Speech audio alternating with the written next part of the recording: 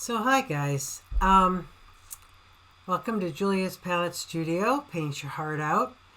I just wanted to share one of the, actually it's 3 paintings that I'm working on.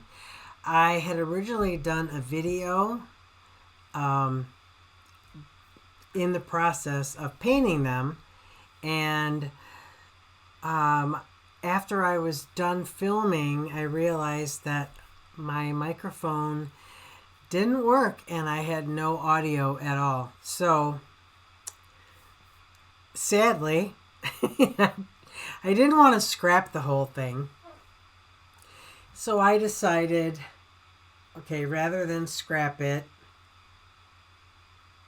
I'm just going to do a voiceover. So I did a voiceover. There's a little bit in the very beginning, which you'll see me kind of talking over myself talking. So forget that. I mean, you'll see it. You'll know that there's something off with that part of it. But the rest of the video, I just wanted to share. This is something, this idea, this layering. I'm into layering, all kinds of ways of layering, and these acrylic paintings are a part of that. Not all of it, but a part of this layering journey that I'm on. And so I just wanted to share it. It's not the best that I have ever put out, and I apologize for that, but it does give you a good idea of what I'm doing, what I'm trying to do, and the direction I'm going. So I just wanted to share, and I thank you for watching it. I do love them. I'm excited to finish them up. And so, yeah, I wanted to share because I'm excited about the process, and I thought it might be worthy to share with you guys. So here you go. So I am going to be walking you through this, and as I move along, I'm just going to be taking you through to what I've been up to, and I wanted to show you. I know that I shared with you what I had done previously with the wood cradled boards and the paintings that I've been working on. So this is just me just wanting to show you what I'm doing, and where I've gone from there.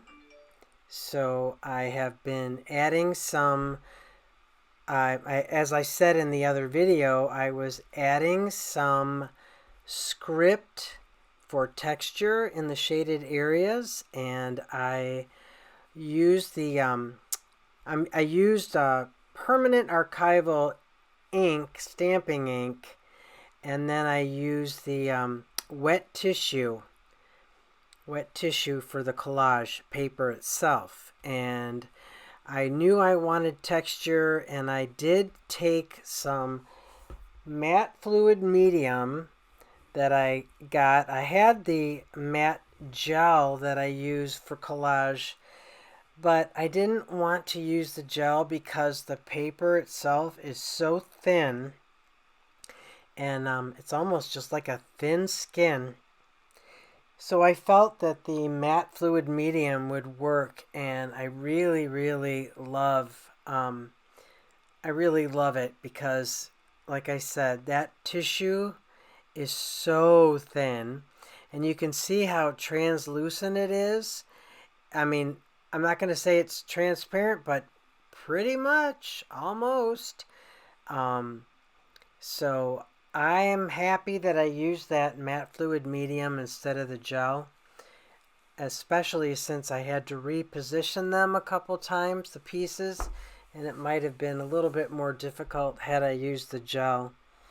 I'm going to proceed by adding translucent, transparent layers with alcohol inks and satin glazing medium. My thought process is that I want to build layers of color, kind of as you do in watercolor, where you get the transparent layers that come through and like layers of stained glass on top of each other. I have this issue with these gold. I put masking fluid on this before I painted it dark blue because I wanted that pattern in the background and I wanted the metallic gold of the gesso to come through, but the masking fluid that I used the Pabeo drawing gum, and it didn't work. It did not work as well as I had hoped. I had seen I saw a video on YouTube where somebody did it using acrylics, but they didn't use the Pabeo. They used another product, and so I'm probably going to have to collage, but this is what I used. I used the Pabeo drawing gum, and I love it for watercolor. It's awesome for watercolor. I absolutely love it. And I thought, well, okay, if it works on paper, I might try it with this acrylic, but it didn't work out. So I am going to be probably collaging those areas over. I am going to be taking my acrylic inks. I'm going to start with the acrylic ink and then perhaps move to transparent acrylic.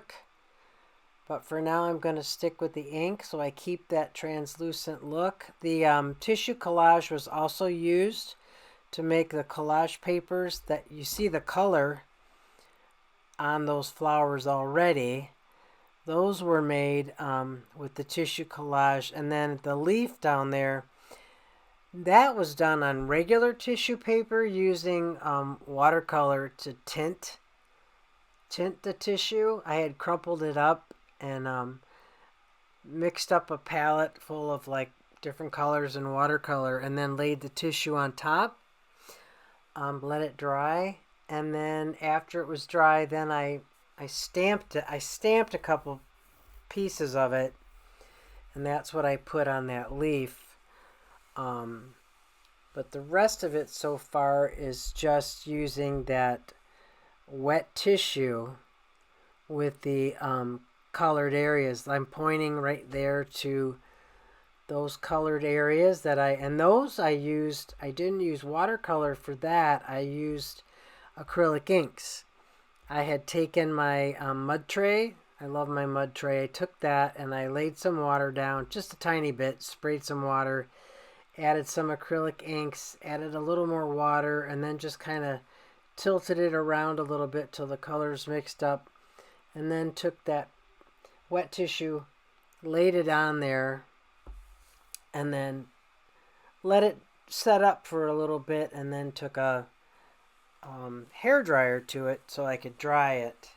So I apologize immensely for this strange look here. Here I'm describing how I wanted the layers of the transparency to come through using the acrylic inks and the satin glazing liquid.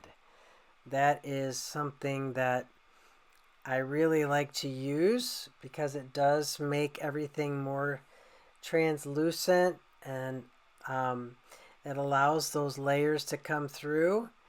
And I know I had to turn a light on my palette, but I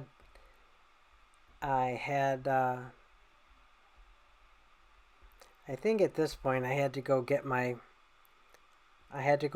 paints, but so yeah, now I've got my acrylic inks and my palette, and then the golden acrylic glazing liquid satin.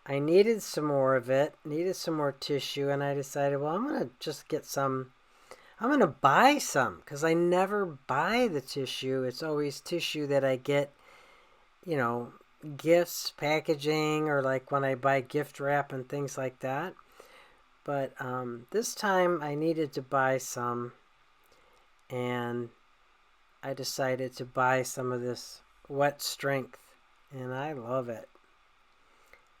I mean, I've bought tissue before for wrapping gifts, and then I would just use that for my collaging, but so yeah, I'm just adding more of the yellow, the pale yellow in areas where I know that's where I want it. And I know I'm going to be adding some green to those areas in certain parts because I know that Lily has some of the green in the center as well.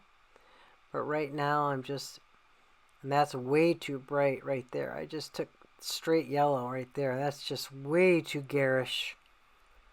Way too garish. So I'm going to tone that down. Yeah, I took some of that white, just laid it down on top of it because that was just too garish. And that leaf is still too bright. It's not the right color. It's going to be changed again, but I did need to bring up more of the yellow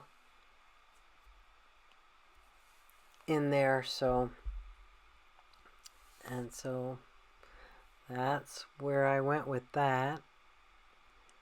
And I know in the center of this flower there is more yellow in there, so that's what I'm setting out to do. And you can see in the panel on the left, you can still see the script coming through.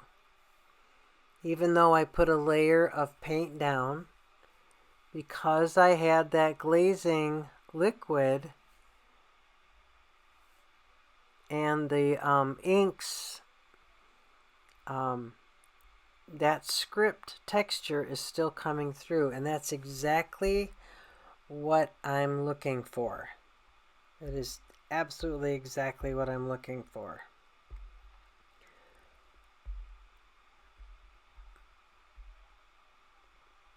And yeah, so I have absolutely no idea why I'm not doing anything right now. I have no idea. Oh, I know what I did. No, I don't know what I did, but that's okay.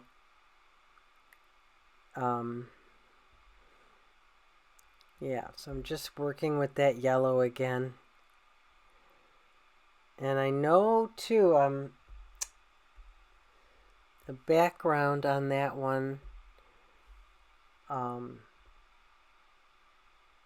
I know I'm gonna have to fix the background on all of these. It's just, now that right now I'm going in and I'm working on that one, that main stamen in the lily. That is a different color and different shape than, I don't know what those are called. Those little fuzzy, I don't know what those are called. But that piece I'm working on right there is a totally different color from the rest of them and a different texture and shape. So I was trying to just put that down first and get that.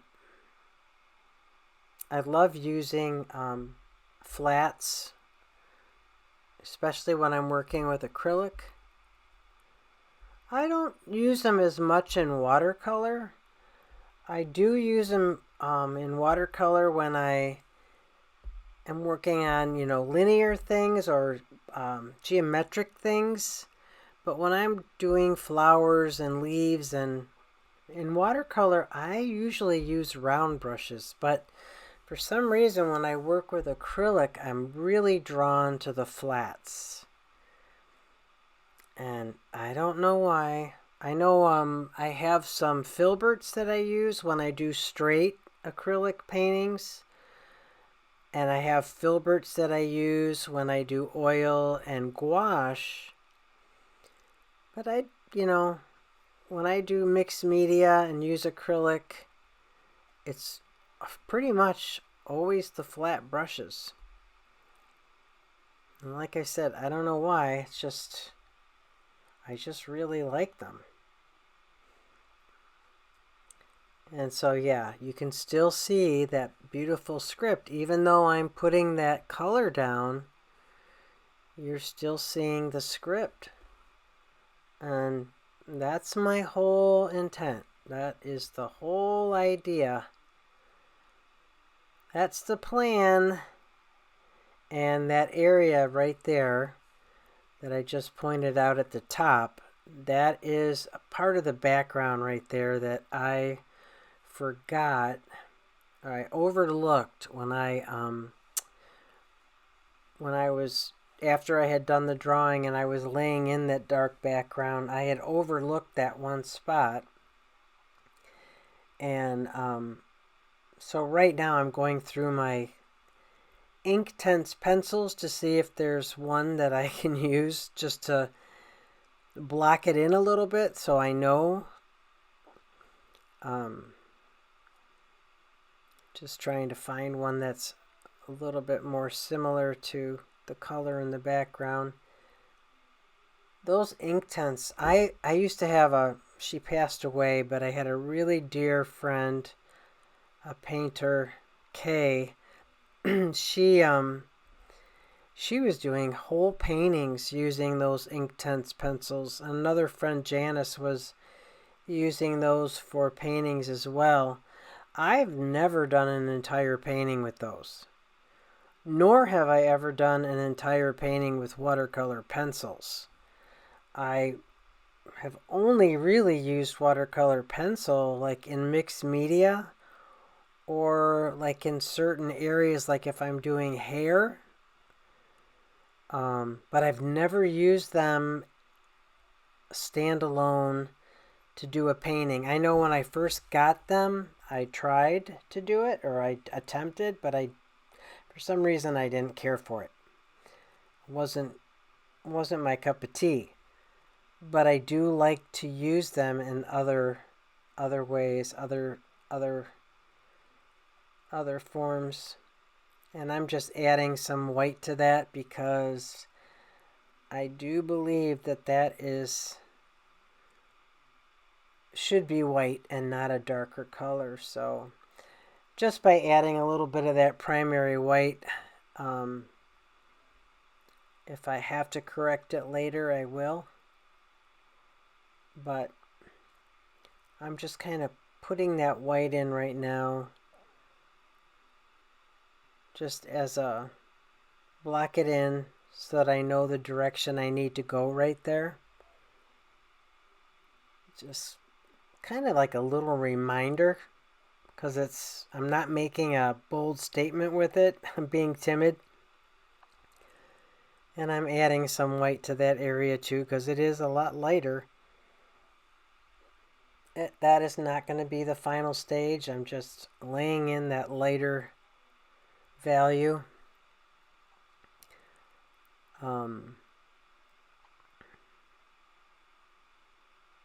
Yeah. So I know I'm going to be mixing up some of that dark blue. Definitely going to be mixing some of that up. And I just walked over to the other side of the studio. I needed to get some other materials. Okay, so that's that. And I do want to thank you for watching. So like I said, I really am liking what I'm doing, and I hope to finish them soon. So I am working on a couple other things right now. I don't have those in front of me. I've kind of got my studio situation where a lot of the things in here are my watercolor and gouache. And then I've kind of moved my acrylics and oils and pastels to another room. Yeah, I have a smaller space now, and so I am smaller studio. So I'm incorporating different rooms where I live. I'm incorporating different rooms to make it all work, and it's awesome. It's working out. I'm just not in all one big space.